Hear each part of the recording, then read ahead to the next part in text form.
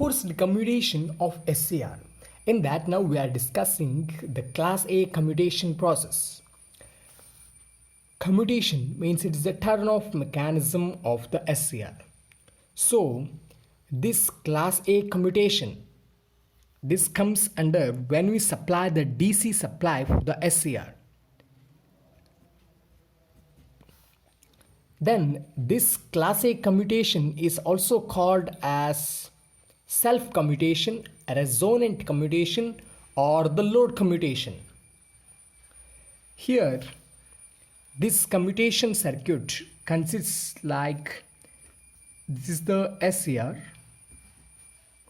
and this is the gate, anode, and this is cathode, and here I need to connect one inductor, and from this one capacitor, and from this here I need to supply one DC plus and minus, plus minus. From here this is the capacitor and this is the inductor of inductance L Henry, and this is IG, this is G gate, and this is SCR, this is I, and here across the capacitor I am connecting the load resistor. This is the load. This class A commutation can be made like this, or here the load resistor is connected in parallel with this capacitor. Now in this diagram I will make that series. This is my SCR and here is my inductance, capacitor, and the load. Plus minus, plus minus. This is RL, C, and L, anode, cathode, and this is VCC. Okay.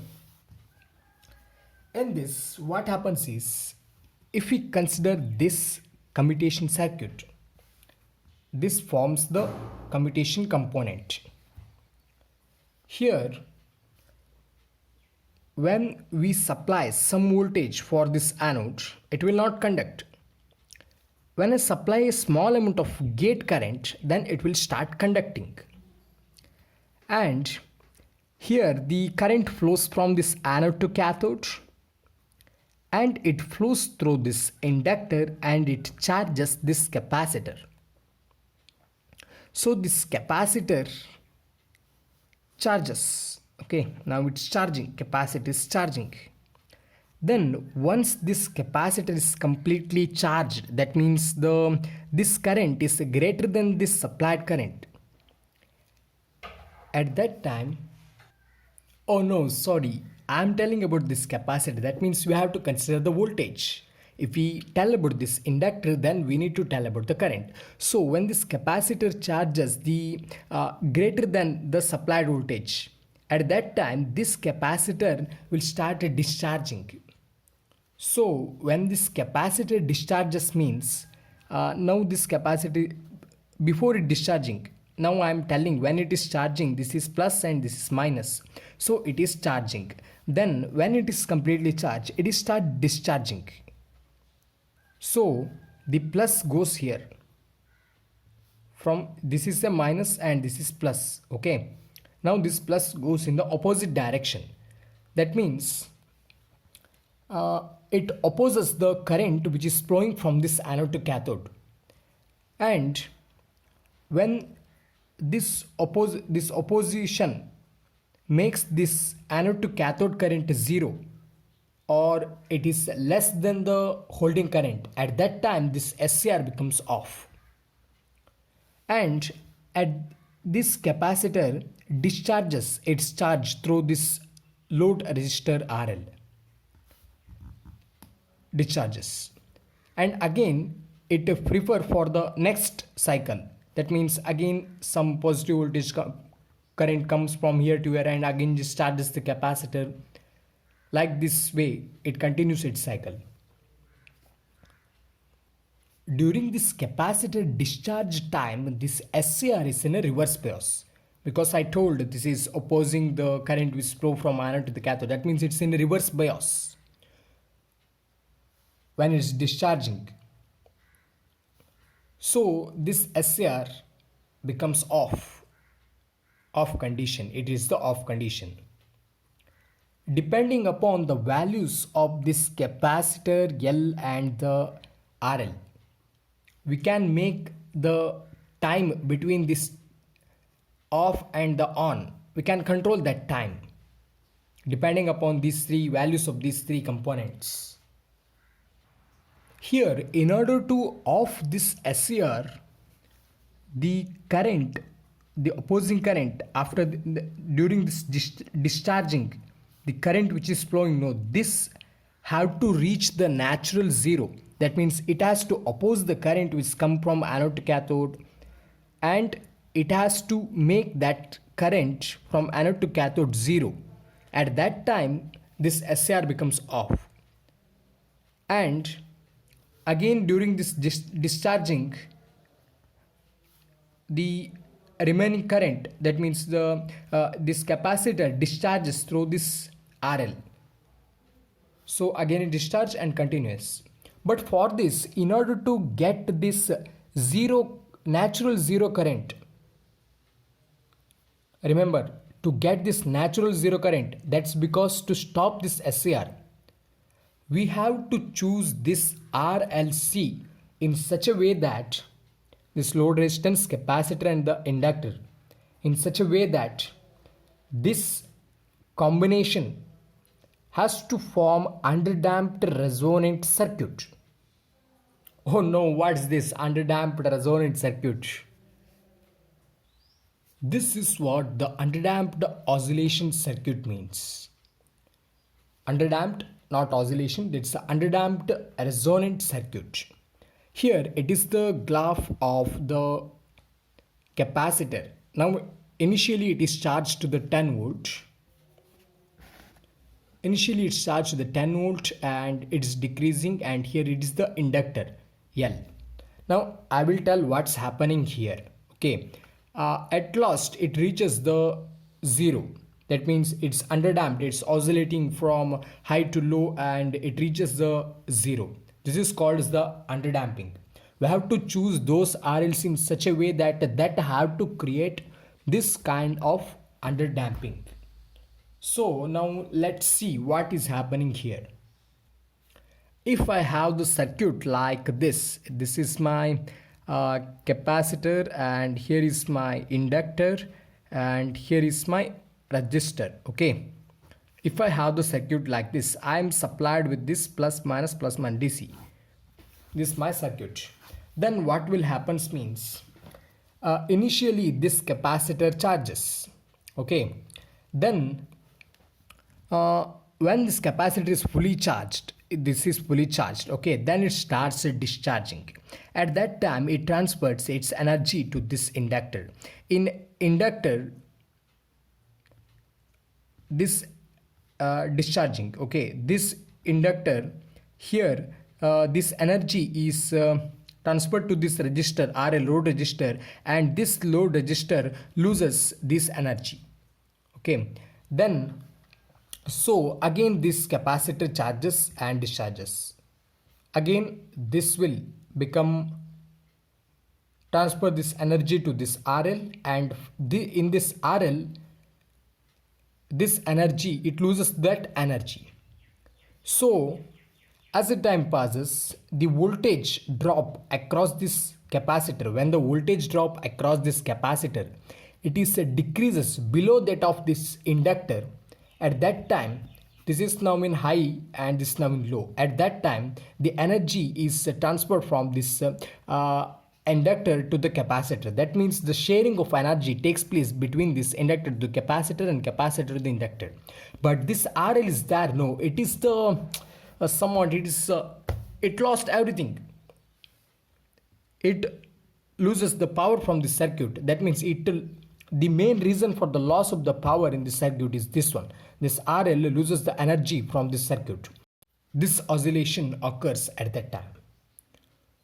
So if we see the graph of this class A commutation, it is like this, the graph. Here the first one is the time across this IG means it is a gate current. Here I am supplying the small amount of the gate current to on this SCR. At that time the SCR on. SCR on means the current flows from this inductor, and here is the here is my inductor. The current starts flowing in this inductor. So here from this inductor the capacitor charges. So here it is the VC, that means the voltage across the capacitor was the time. So this capacitor is charging from 0 to the high value, but at this time what happens is this capacitor, this voltage is greater than this supplied voltage. At that time this capacitor starts discharging. So here at that time this capacitor charge discharging. That means it's opposing the given voltage or the current from anode to the cathode. And this capacitor discharges through the load resistor. So the graphs come like this, and this is the next cycle. Okay, and here the SCR, in the SCR initially the current which is flowing from anode to the cathode, because the capacitor is charging here, so the current is flowing from this anode to the cathode, it increases. That means the capacitor is fully charged. After that this capacitor makes this current from anode to the cathode, it opposes that current. So this current decreases, and from here there is no current from anode to the cathode. That means at this region the SCR is in a reverse bias. Then here this is the voltage across the SCR. When this capacitor is in a reverse bias means reverse voltage. So the graphs comes like down. At this region the SCR is in off condition. Then when this capacitor is fully discharged through the load resistor, this makes the SCR to prepare for the next cycle. That means if we supply, it will take the voltage from the source, and again the SCR is forward bias, so it conduct. This is the gate, small voltage, and here again the SCR conducting, so it's a forward current from anode to the cathode. Again the capacitor is charging. This is the graph of that. Then you may think that what's the difference between this and this one? That means if I connected this RL to this capacitor in parallel, at that time the graph is like okay, this is my I and this is the T. My graph is like this is my capacitor. Okay, capacitor is charging and is discharging, and it reaches the 0, and here